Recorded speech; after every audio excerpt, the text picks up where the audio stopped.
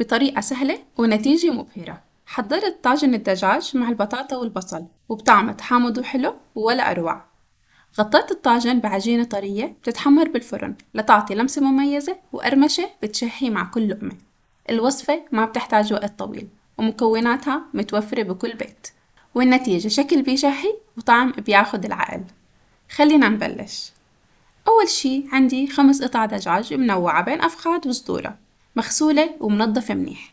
بنضيف عليهم تشكيلة بهارات وصوصات رح تعطيهم طعم غنية.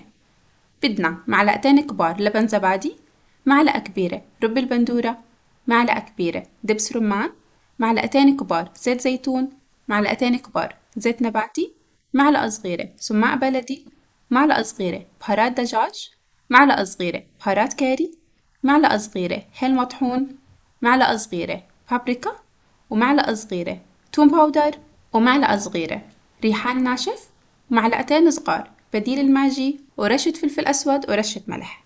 ونخلط كل هاي المطيبات مع الدجاج. وفي حركة كتير مهمة لازم نعملها، هي نشقف الدجاج حزوز بالسكين مثل هيك لحتى الخلطة تدخل ويتشبع الدجاج بالنكهة. وبنفركهم كتير منيح سوا، ونغطيهم وبنتركهم لمدة ساعة بالتلاجة. هلأ بنجيب بصل وبطاطا الكمية اللي بدكم إياها.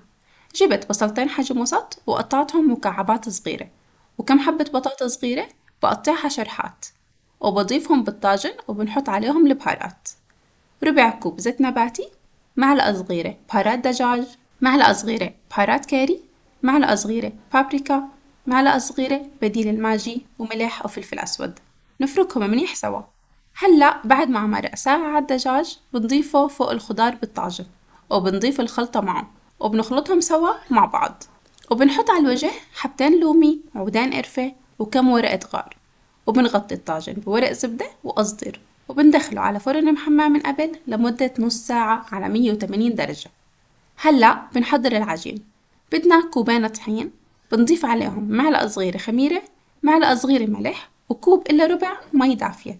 بنضيف المي بالتدريج وبنعجن، وبس تتماسك العجينة بنضيف عليها معلقتين زيت نباتي وبنعجنهم سوا.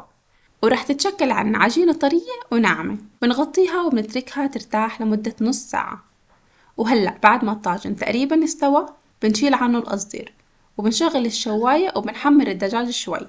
بعد ما نطلعه من الفرن بنتركه يبرد شوي لحتى نقدر نفرد العجينة بدون ما تدوب من الحرارة.